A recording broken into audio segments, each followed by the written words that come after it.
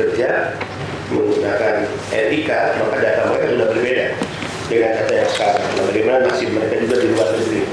Ya, harus ada singkat kita untuk cut off ya, kapan, atau istilah P2M itu amnesti atau apapun lah namanya. Ya, teman-teman Kemlu lebih paham dari teman-teman imigrasi. Intinya kita ingin menyelamatkan status mereka. Kemudian yang ketiga adalah kemarin di Hongkong ada kasus yang ternyata banyak dialami oleh pekerja kita di negara-negara lain, yaitu memutuskan hubungan kerjanya, yang ini bisa terjadi kapan saja. Tiba-tiba mereka harus keluar rumah pagi, subuh, lalu mereka harus menyelamatkan diri di mana. Nah, untuk ada teman-teman NGO yang selama ini concern dengan PMI, tapi juga banyak yang akhirnya mereka harus mencari penginapan sendiri. Mereka mungkin punya uang, tapi keselamatan jiwa mereka siapa yang menjamin? Nah, itulah muncul gagasan BP2MI untuk memiliki shelter tersendiri di sana. Ya, untuk hal-hal yang bersifat darurat, yang jelas shelter itu nanti dikelola oleh teman-teman NGO atau LSM di negara-negara penempatan. Yang keempat, penempatan PMI di Macau. Ini di Macau ini masih menggunakan calling visa, bahkan perjanjian kerjanya nanti diserahkan kepada pekerja di Macau. Dan bagaimana proses mereka berangkat? Yang sesungguhnya Undang-Undang 18 melalui peraturan yang mengaitkan tentang persyaratan seseorang bisa berangkat ketika mereka sudah memegang perjanjian kerja. Jadi bukan perjanjian kerja yang nanti diterima di Macau. Faktanya banyak pekerja kita yang bekerja di sana. Kemenaker mengeluarkan Kepdirjen bahwa penempatan di Macau itu untuk berbadan hukum, ya, persoalan, artinya mandiri. Tapi faktanya yang bekerja di Macau kurang lebih 5 ribuan, ya, ini adalah yang bekerja sebagai pekerja rumah tangga, bukan mandiri. Kemudian isu yang kelima, PMI banyak menjadi korban penipuan. Ini juga temuan di lapangan yang dilaporkan oleh para PMI langsung ketika bertemu dengan saya kemarin.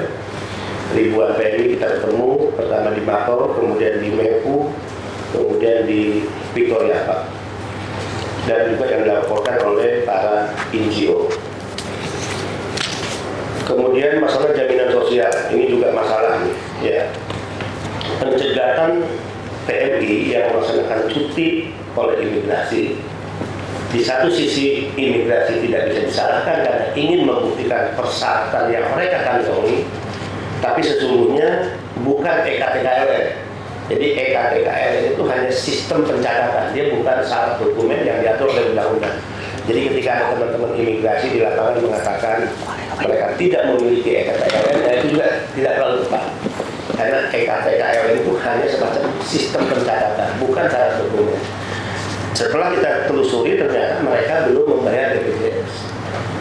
Karena BPJS dibayar ketika mereka berangkat pertama ke luar negeri, kemudian mereka memperpanjang kontrak tidak kembali ke Indonesia, renew untuk kedua kali, ketiga kali, keempat kali mereka lakukan, otomatis mereka tidak membayar BPJS. Nah, ketika kembali ke Indonesia terdetek di imigrasi, satu syarat kurang. Nah, ini juga yang saya sering kritik BPJS. Pertama, jangan salahkan PMI yang tidak membayar BPJS karena BPJS tidak membuka kantor di negara penempatan. Kedua, sosialisasi juga sangat kurang. Kalau mereka tidak datang ke kantor BPJS tidak ada di negara penempatan, yang minimal ya disosialisasikanlah tutorial yang terkait aplikasi pembayaran BPJS itu seperti apa. Termasuk di bandara nih Pak Agato. Ketika imigrasi mencegah karena alasan BPJS, harusnya konter BPJS minimal 5 langkah, 10 langkah di dekat imigrasi gitu. Sehingga ketika mereka dicegah, menjelang jam terbang mereka harus tetap berangkat, ya mereka tinggal membayar BPJS di konter yang dekat dengan imigrasi. Nah, ini juga kritik kita kepada BPJS. Kemudian yang ketujuh, nanti akan diadakan, ini sekaligus laporan ke Pak Yuda, kami ingin membedah isu-isu aktual PMI dalam bentuk FGD, di mana kami akan mengundang nanti perwakilan Republik Indonesia di negara-negara penempatan. Kalau tidak salah kemarin sudah kita minta agar untuk memimpin langsung, dan itu akan dilakukan besok, ya. Besok dengan NGO, ya besok dengan NGO di Taiwan, Malaysia, Singapura, Hong Kong, dan setelah itu dengan perwakilan di hari Jumat. Kemudian yang ke-8, nah ini kebijakan tentang email, ya tentang email. ratas tanggal 3, Presiden sudah langsung mengambil keputusan bahwa tidak lagi ada pembebanan biaya terkait email untuk handphone pekerja migran Indonesia. Nah, tentu kita ingin mendengarkan dari Pak Agato bagaimana kebijakan di lapangannya, apakah pas itu sudah bisa jalan. Karena ada temuan juga, 1-2 orang masih mengalami, dan mungkin ini belum jalan hingga di bawah. Termasuk di Bandara Suta misalnya. Tentu kami tidak menyalahkan petugas di lapangan, karena setelah dikonfirmasi oleh staf kami di lapangan, alasan mereka belum mendapatkan instruksi dari pimpinan di atasnya. Ini juga yang menjadi ramai dibicarakan oleh para pekerja, karena mereka sudah tahu terpublikasi tanggal 3 Agustus 2023 Presiden sudah mengambil keputusan terkait masalah email. Kemudian terkait pengiriman barang milik PNI, ini lebih tepatnya untuk mungkin bea cukai, ya. PNI mendapatkan relaksasi sebesar 1.500 US dollar dalam 1 tahun untuk 3 kali pengiriman. Ini akan kita seriusi dengan bea cukai. Demikian mungkin beberapa hal, Pak Yuda, Pak Agato. Saya itu mohon pandangan, masukan dari pihak imigrasi dan juga Kemlu terkait diskusi yang tadi kita sampaikan di awal, ya, kita mengawali diskusi ini. Saya persilakan dari Pak Yuda dulu, dan Direktur.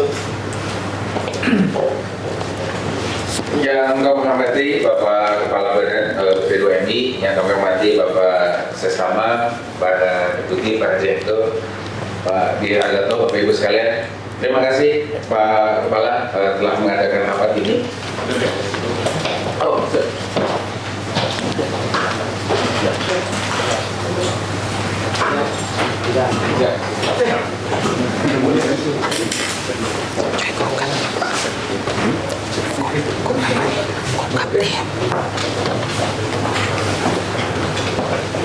Bapak, ya, Mungkin Pak Dijak dulu, silakan. Saya ngikutin dulu Pak. iya, bisa. Jadi saya Bapak. Sudah. Pak Yuda, silakan. Terima kasih Pak Kepala. Sudah menyampaikan ada 10 catatan. Ya. Ada beberapa hal yang nanti ingin kami berikan tanggapan dan juga sharing pandangan. Untuk overcharging terkait dengan ini tentu menjadi ranah regulator dan operator. Nanti kami kebetulan sudah ada Pak Dirjen dan juga nanti Pak Kepala. Terkait dengan data ganda Bapak, data ganda memang sudah kita catatkan. Ya, sudah kita catatkan kasus ini sejak beberapa tahun yang lalu. Ya. Polanya adalah ketika pekerja migran, calon pekerja migran sedang menguruskan data, ya, ada perbedaan antara data KTP dengan data paspor, seperti itu. Dan ini kemudian memang menimbulkan permasalahan di luar negeri. Ya. Kami mencatat dahulu di Hong Kong, ya, ketika KJRI Hong Kong mencoba untuk menerapkan SIM-KIM, ya, pada saat perpanjangan paspor. Nah, pada saat itu kemudian kita menerapkan kebijakan untuk membenarkan paspor yang baru pada saat perpanjangan. Ya, karena kita melihat ada perbedaan data antara paspor yang lama dengan paspor yang dengan KTP-nya, sehingga kebijakan kita saat itu adalah memperbaiki data paspor. Ya, memperbaiki data paspor.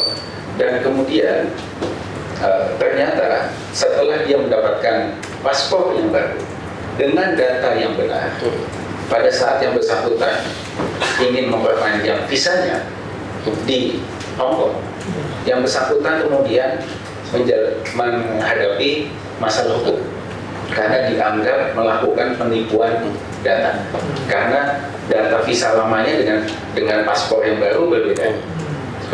Itu catatan kasus yang kita dapatkan.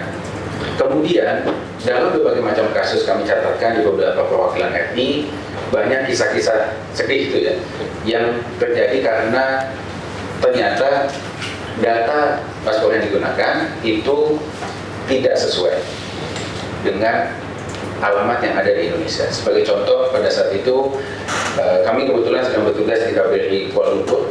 Ya, ada salah satu pekerja migran kita yang sedang sakit dan kita rawat ya, di shelter KBRI karena sakit SIV. Pada saat itu kita tangani, namun sakitnya sudah tidak tertolong dan kemudian meninggal.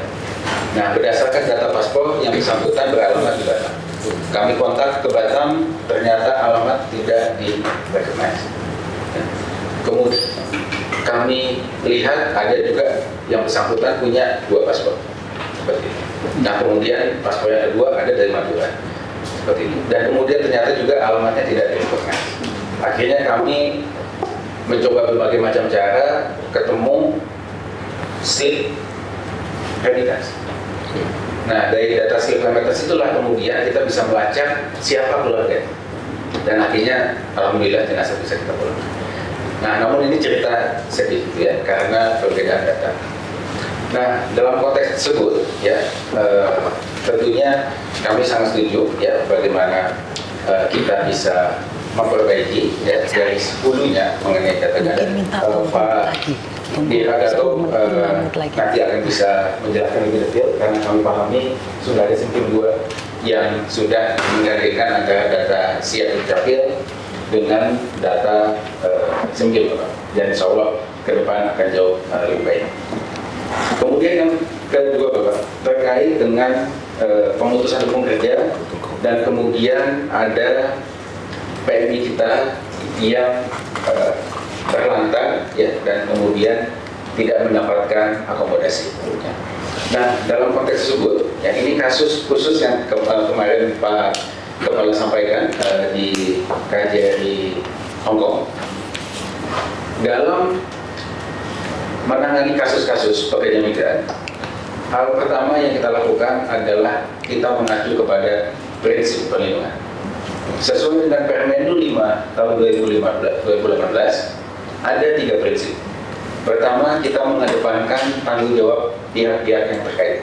Dalam hal ini adalah agensi yang ada di Hongkong. Kemudian yang kedua, kita tidak mengambil alih tanggung jawab pidana maupun perkara. Dan yang ketiga, pelindungan diberikan sesuai dengan hukum negara setempat dan hukum kebiasaan internasional. Nah, dalam konteks tersebut, yang menjadi prioritas perwakilan RI adalah memastikan bahwa setiap pekerja migran kita yang mengalami situasi kedaruratan ya, dan juga mengalami pemutusan hubungan kerja sepihak diusir dari tempat majikan, kita harus pastikan yang bersangkutan tidak terlantar. Artinya bisa mengakses shelter. Nah, dalam konteks tersebut, sistem perlindungan yang sudah kita bangun di Hongkong, pertama adalah kita mewajibkan seluruh agensi di Hongkong yang merekrut pekerja migran dari Indonesia wajib memiliki shelter dengan kapasitas 10% dari total pekerja migran yang kita kirimkan.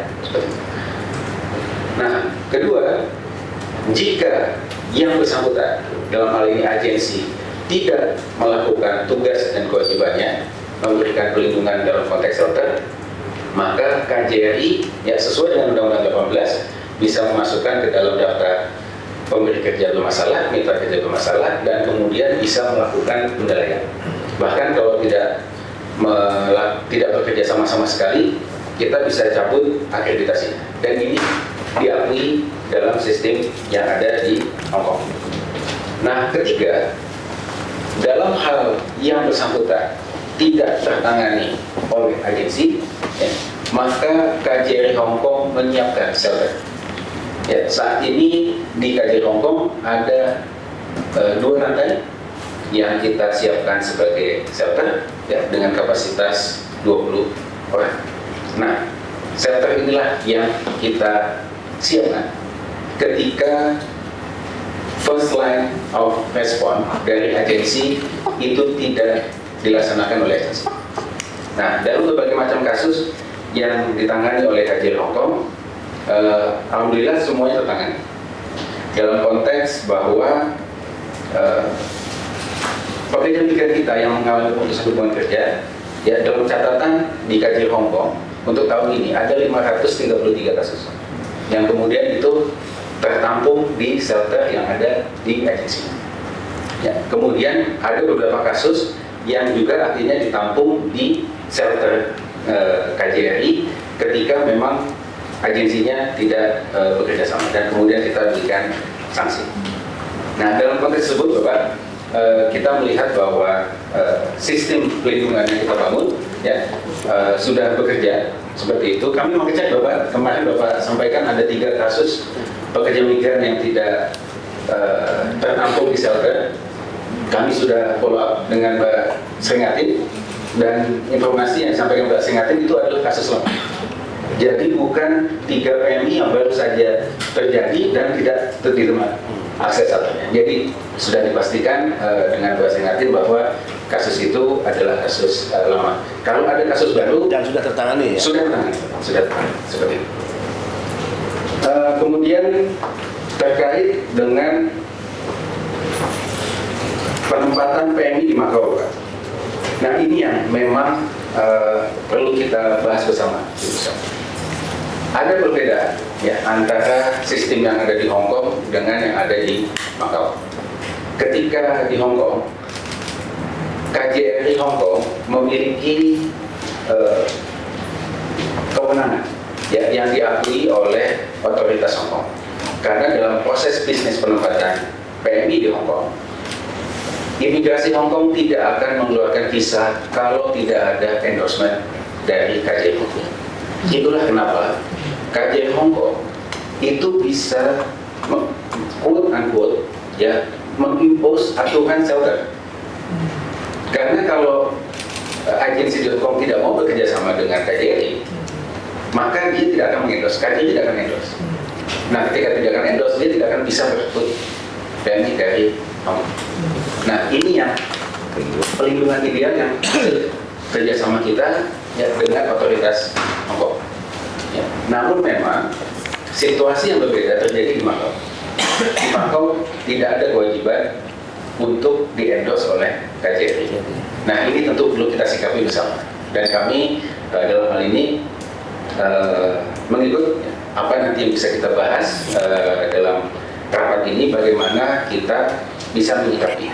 Karena yang terjadi di Makau saat ini adalah konversi visa. Pekerja migran kita bisa masuk ke Hong Kong, bisa masuk ke Makau. Bisa masuk ke Makau dan kemudian bisa bekerja di sana ya, selama ada majikan. Dan kemudian bisa diberikan blue card. Ya, artinya izin bekerja di sana setelah ada di Makau dalam beberapa waktu tertentu. Nah, ini tentu situasi konversi visa ini kan terjadi di banyak negara. Nah, ini yang perlu kita bahas bersama, bagaimana di satu sisi pekerja migran kita ya bisa kita lindungi melalui prosedur yang sudah kita tetapkan sesuai dengan Undang-Undang 18 ya. Namun kita tentu juga perlu bekerja sama dengan otoritas tempat, bagaimana otoritas tempat juga bisa memberikan sistem jalur migrasi yang aman bagi pekerja migran kita untuk memastikan bahwa mulai berangkat dari Indonesia hingga sampai ke negara tujuan, semua prosesnya terlindungi baik dari sisi Indonesia maupun dari sisi negara tujuan. Kemudian terkait dengan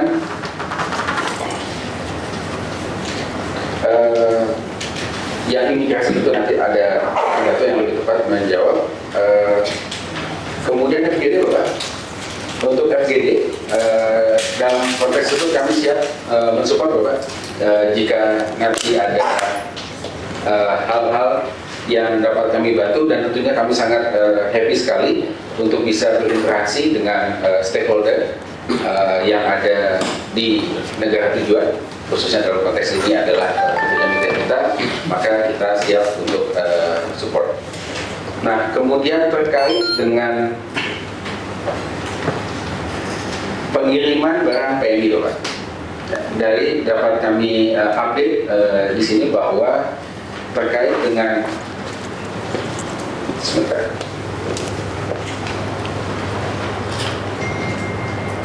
rencana penyesuaian kebijakan teknis terkait dengan ketentuan kepabeanan atas barang pindahan warga negara Indonesia dan juga barang kiriman pekerja migran Indonesia.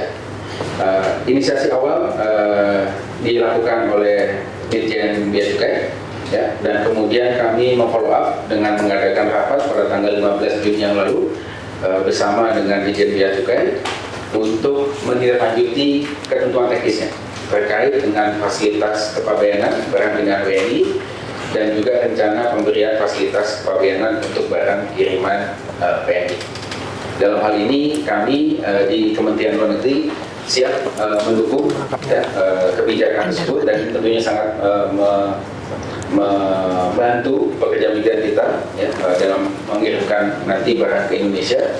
Dalam konteks tersebut kami siap untuk melakukan integrasi sistem portal peduli WNI yang sudah dibangun sebagai platform digital pelayanan dan perlindungan WNI dan juga PMI di luar negeri.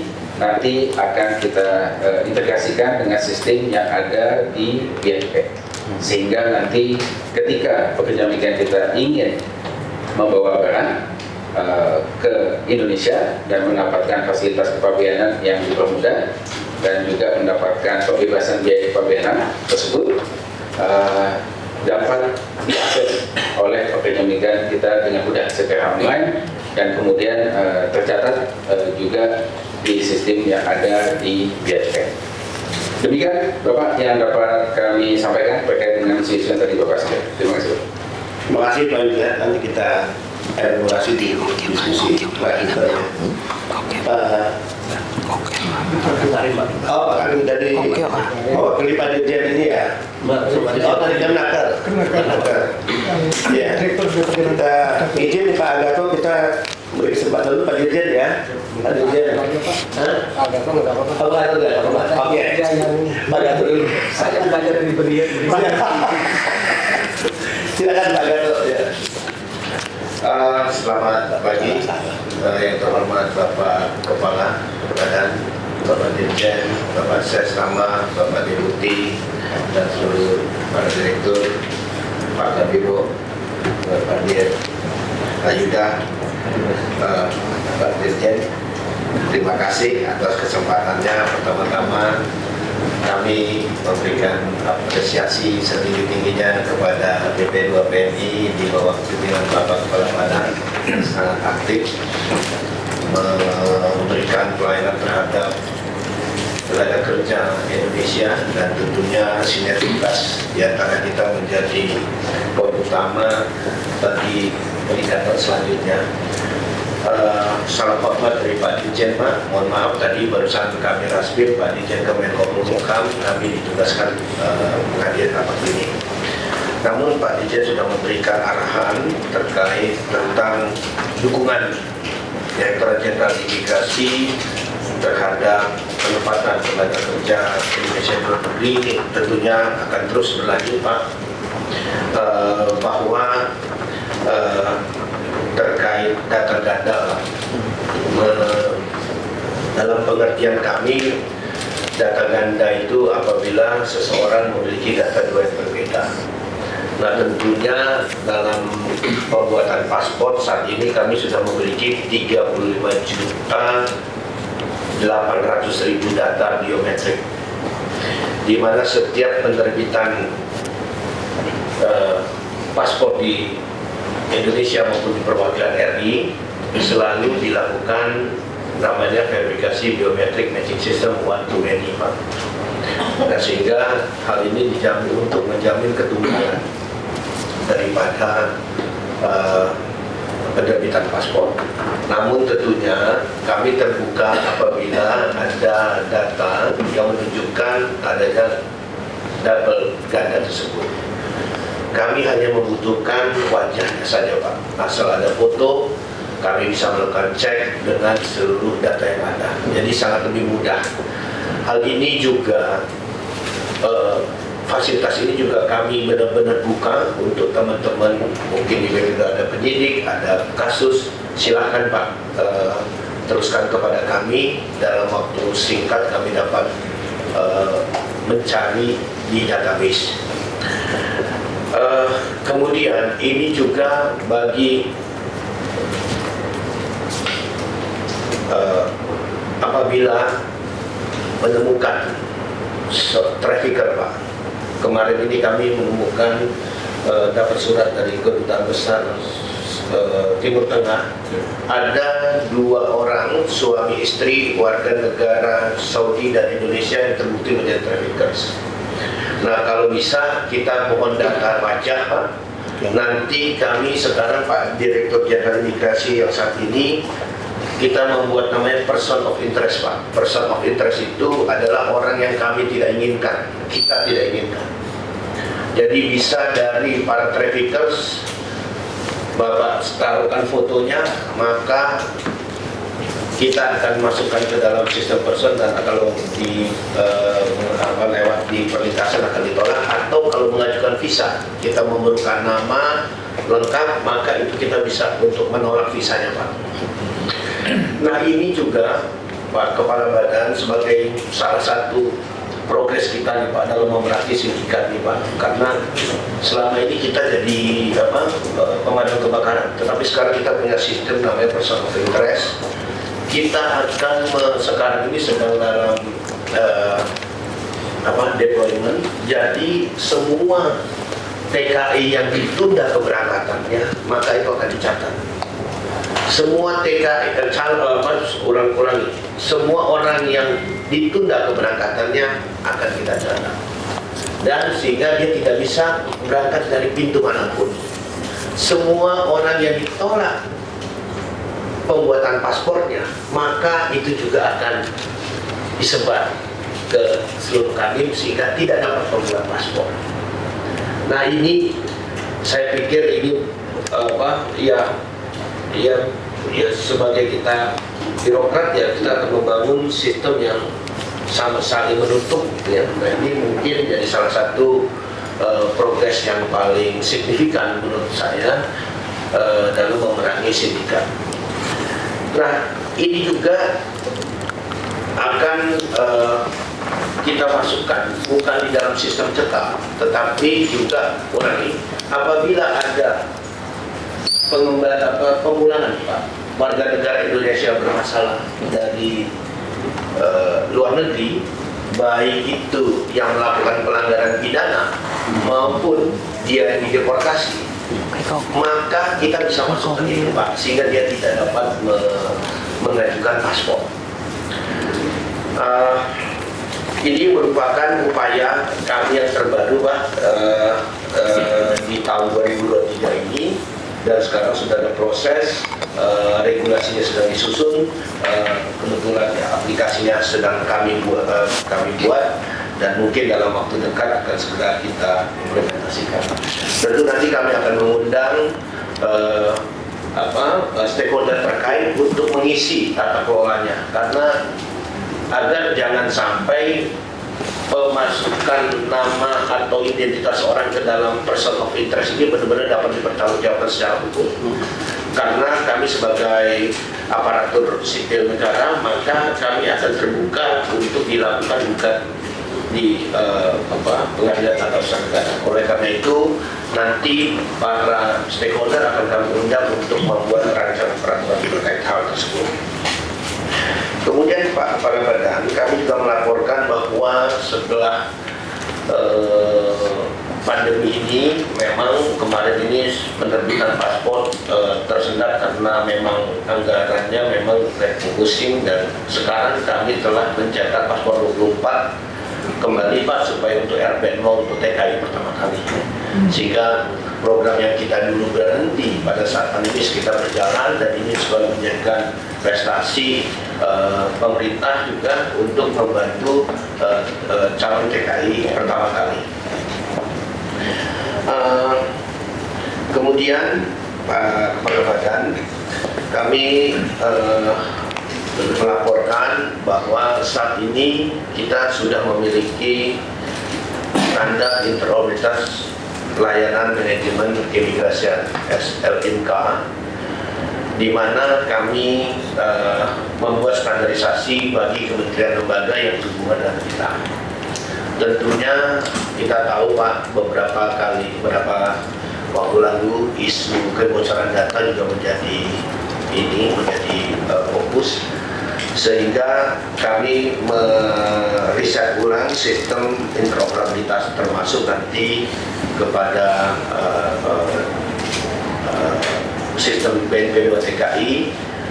Kita kalau bisa kita riset ulang untuk kita sesuaikan standarnya, dan juga kita harapkan kementerian lembaga sebagaimana di Dukcapil yang sudah mulai dilakukan standarisasi harus memiliki ISO 27001, Pak.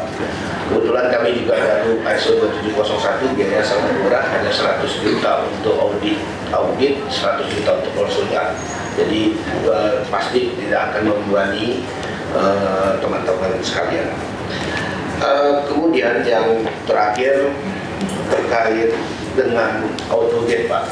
Jadi saat ini kita sudah memasang AutoGate jenis baru di Terminal 2 yang kami sudah tujukan bukan hanya untuk paspor elektronik, tapi untuk paspor non elektronik. Tujuannya apa di Terminal 2? Untuk TKI, agar TKI kita jangan diperiksa orang lewat AutoGate. Jadi nggak ada lagi. Itu kita bagaimana membersihkan itu semua. Jadi nanti sekarang ini akan kita pasang di Terminal 3, di Terminal 3 terpasang 24. Kami sudah mengajukan RBT untuk 44, sehingga akan ada perubahan signifikan di dalam di airport kita, Pak. Nah, yang sangat menggembirakan adalah kami berorientasi kepada TKI kita, Pak. TKI kita itu penghasil remittance. Jadi kita harus sebagai pahlawan devisa, jangan hanya kita sebut tetapi kita nggak ada perlakuan yang real. Maka paspor bisa lewat AutoGate, itu arah Pak Dirjen. Jadi untuk itu hanya harus kendala, Pak Yuda. Ternyata di dalam pelaksanaannya, Pak Yuda, AutoGate ini banyak sekali kegagalan karena banyak perwakilan RI yang dulunya masih Simpim 1, Pak. Nah, baru tahun kemarin itu 320 perwakilan kita rubah bersama-sama, Pak, sama tim itu, sehingga baru 32 perwakilan ini banyak yang gagal karena produk paspornya adalah sebelumnya Simpim 1. Kemudian ada hal ini, Pak Yuda, sekaligus saya sampaikan. Ternyata kami mengidentifikasi adanya perwakilan RI yang belum melakukan klik serah hampir 300.000 buku, Pak. Setiap 300 buku, sehingga ini juga tidak bisa melewati AutoGate karena kita tidak bisa dikenali.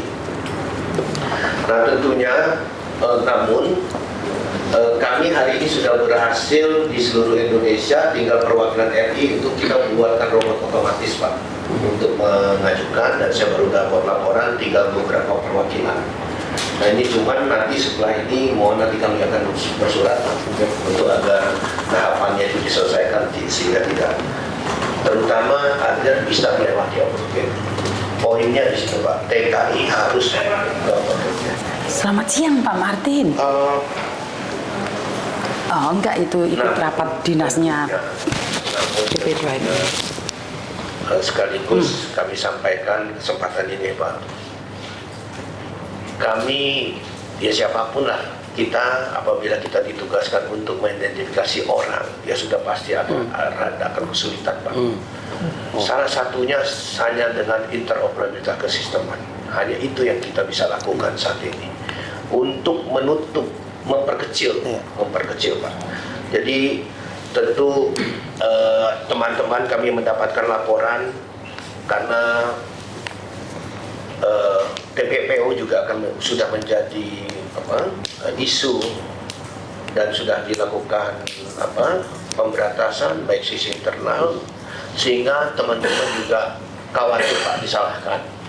Makanya kemudian timbullah pemeriksaan EKTL itu, Pak. Karena memang untuk tenaga kerja yang libur, yang cuti ini kan agak kesulitan juga, karena teman-teman satu pasti yang bersangkutan sangat pede itu, ya kan, sangat pede, dan itu juga menimbulkan juga kita kecurigaan.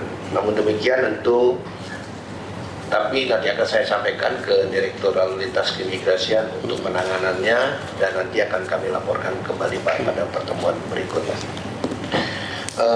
Kemudian mengenai email Pak, mohon maaf, email di Bea Cukai juga Pak.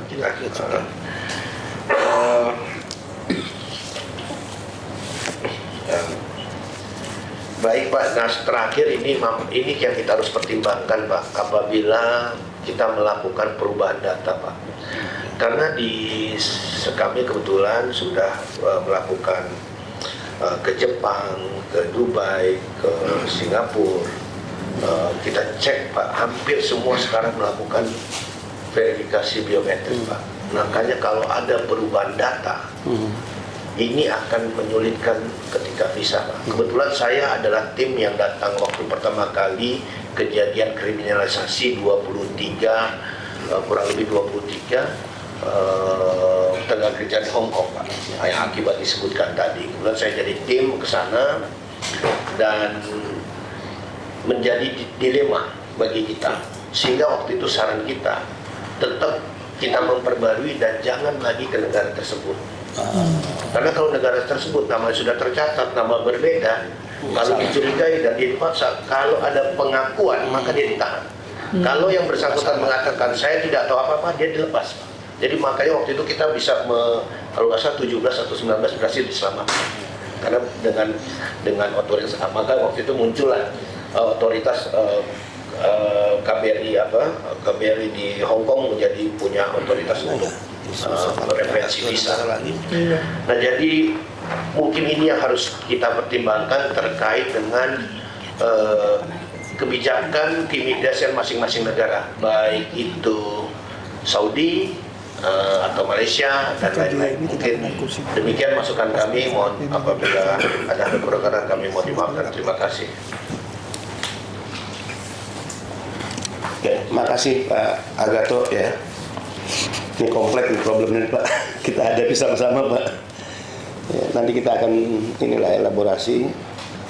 Mungkin berikutnya Pak Dirjen, catatannya Pak Dirjen ini terkait overcharging masih juga terus marak. Kita sudah ada solusi dengan KUR PMI ya, tapi pemaksaan mereka meminjam uang dari pihak ketiga ini dilakukan oleh pihak-pihak tertentu. Karena kalau jujur begini Pak Yuda, KUR PM ini pasti tidak diinginkan Pak oleh mereka yang selama ini menjalankan bisnis ideologis, nggak diinginkan. Kalau KUR PMI itu menjadi pilihan PMI untuk mendapatkan modal bekerja, maka bisnis mereka kehilangan Pak. Ya, mereka tidak lagi bisa menjalankan uang-uang mereka untuk dipinjamkan oleh kepada PMI dengan bunga yang sangat tinggi. Nah, sanksinya tidak ada lain, Pak Dirjen, kami itu sudah memutuskan di internal. Mereka yang hingga hari ini tidak mau mengembalikan uang berlebih biaya kepada PMI, kita akan usulkan rekomendasinya untuk pencabutan izinnya. Kedua, ya pidananya tetap jalan.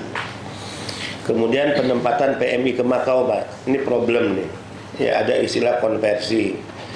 Dulu Malaysia sebelum siapa PM sekarang nih? Perdana Menteri sekarang, Pak Anwar Ibrahim dengan e-paspor, Pak ya, e-visa ya. Yang sekarang itu JP Visa. Nah, dulu kan visanya dikeluarkan di sana, Pak. Di Malaysia. Yang berlaku visa rujukan. Nah, ini sebetulnya benturan dengan kami, Pak. Benturan dengan undang-undang Indonesia. Kami ini pelaksana verifikasi dokumen. Salah satu dokumen yang harus kami periksa memastikan visa kerja. Nah, ketika visanya tidak dikeluarkan di Indonesia, kami meloloskan orang untuk bekerja dengan alasan tadi ya visa rujukan keluar. Iya, dengan visa rujukan ini gimana? Kami bisa disalahkan nih, bahkan bisa dipidanakan. Nah, ini penting juga mungkin untuk dibicarakan, termasuk tadi Makau. Perjanjian kerjanya baru bisa diterima di Makau dalam beberapa kasus nih. Nah, bagaimana kami memeriksa salah satu dokumen adalah perjanjian kerja. Nah, kalau itu tidak dipenuhi terus kami loloskan, ya berarti kami bermasalah gitu. Ada apa dengan BP2MI? Nah, ini problem yang sangat serius di lapangan yang kita selesaikan bersama. Kemudian terkait BPJS. Nah, BPJS ini kita ini kena batunya nih Pak Dirjen. Jadi publik ini tahu, termasuk di Hong Kong, BPJS ini produk BP2MI. Ini BP2MI ngapain lagi ngeluarin BPJS? Kita dicegat di imigrasi karena belum bayar BPJS. Kok kita bukan dipermudah malah dipersulit. Jadi dianggap BPJS ini produk BP2MI. Padahal karena ada BP. Betul. Iya. Nah, mohon mungkin penjelasan Pak Dirjen juga terkait BPJS. Ini sudah sangat revolutif nih. Saya nggak memuji berlebihan ya. Permenaker nomor 4 2023 ini jaminannya udah sangat luar biasa nih. Ya. Tapi masalahnya mereka kan nggak pernah tahu. Saya katakan kepada mereka jangan salahin naker dengan BP2MI yang harus sosialisasi BPJS. Silakan Pak Dirjen. Bismillahirrahmanirrahim. Assalamualaikum warahmatullahi wabarakatuh. Salam. Yang saya hormati Pak Kepala Badan BP2MI, Pak jajarannya, Pak Deputi, Pak Direktur, Pak Kapus. Yang saya hormati Pak Yuda, Pak Agato, ini Pak Kabadan saya laporkan dulu Siap. nih. Jadi ini sebenarnya 3 serangkai Pak. Ya. Dari tahun 2017. Kalau masalah data ya bertiga aja ini Pak. Kalau yang sama Pak Agato itu terkenalnya saya itu ya masalah teka-teki Pak. Kalau nggak TKA ya TKI gitu Pak. Pak Agato ini dari beliau itu baru datang ke imigrasi orang baru waktu itu. Saya udah mulai bicara masalah data dengan Pak Agato. Jadi kayaknya, tapi ya perkembangannya memang luar biasa ya Pak Agato, Pak Yuda. Tapi memang kembali lagi memang masih harus kita pada tataran pelaksanaan Pak Badan memang kita ini masih manual semuanya Pak, orang-orang kita masih manual juga Pak. Dan termasuk yang terakhir ini kan yang saya juga terima kasih Pak Badan, kalau tidak ditutup itu sistemnya PP2MI itu siap kerja nggak jalan Pak. Saya terima kasih juga Pak ini Pak. Jadi kita harus ada pemaksaan karena merubah habit orang dari manual menjadi digital. Dan alhamdulillah ini sudah mulai running Pak. Terima kasih. Mulai yang menurut saya walaupun saya jarang ketemu dengan Pak Badan tapi kolaborasi batinnya kuat. Jadi ini bisa berjalan dan mungkin itu Pak yang jadi kalau masalah data kami juga bukan sebagai produk datanya, ini masalah produk data. Ketika kita bicara masalah data PMI ini mulai data dari Dukcapil yang harus dari KTP. Nah ini semoga ada perubahan kebijakan waktu itu ketika dengan Pak Gatot, saya masih ingat Pak Gatot. Jadi Pak Gatot ini masalah bisa ini. Jadi kalau saya mau verifikasi data apa namanya KTP ini verifikasi dengan datanya imigrasi dengan paspor. Pak Gatot nggak punya kewenangan waktu itu, saya masih Pak Gatot nggak punya kewenangan untuk memverifikasi data KTP. Betul. Jadi data Pak Gatot hanya akan mengeluarkan data paspornya. Karena tidak punya inilah yang kemudian mungkin Pak Badan kalau bisa kita sebagai jembatannya antara Dukcapil dengan imigrasi mungkin datanya kuncinya di kita Pak. Oke. Bagaimana saya selalu dengan sahabat saya yang biasa siang malam Pak Yana, saya selalu mohon maaf ya kadang-kadang saya melangkahi Pak Badan, saya langsung tembak langsung Pak. Siap. Jadi apa maunya Pak Badan jadi kita selalu selesaikan masalah verifikasi data. Mungkin ini saya nggak tahu persis solusinya apakah nanti bisa yang punya kewenangan nanti merubah data itu mungkin ya mungkin kalau saya sih Pak pengantar kerjanya Pak. Jadi kalau bicara masalah pengantar kerja nih saya termasuk yang diomeli oleh Naker waktu itu saya melatih membuka pelatihan Kapus Diklat Pak. Saya Kapus di PP2MI saya latih untuk pengantar kerjanya itu pertama kali oleh Pusdiklatnya Naker. Walaupun saya kemarin ini kok ngapain ngelatin orang untuk luar negeri, tapi menurut saya ini masalah penempatan luar negeri juga menjadi masalah penting juga. Jadi sampai sekarang kalau jumlah orang yang memverifikasi orang pengantarnya lebih banyak kan di PP2MI daripada di Naker Pak. Dan ini semoga kita bisa memanfaatkan ini bagaimana nanti sistemnya ini nanti mungkin verifikasi ada dua Pak, mungkin ada yang ketika ini dari Dukcapil dengan yang dari ini mungkin waktu itu sudah pernah dilakukan ada dua data yang bisa yang ada dari yang bisa merubah mungkin di sistemnya ketika bicara masalah pelindungan mungkin nanti kembali namanya mungkin KTP-nya terus kemudian yang penting bisa kita tracking di sistem kita bisa tahu ini nomor paspornya sama nomor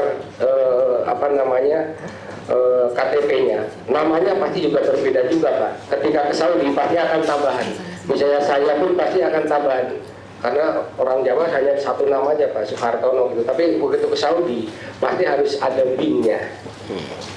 Nah ini mungkin di sistem kita bagaimana secara teknisnya mungkin Pak, tapi kita harus yang punya data itu adalah di kita Pak.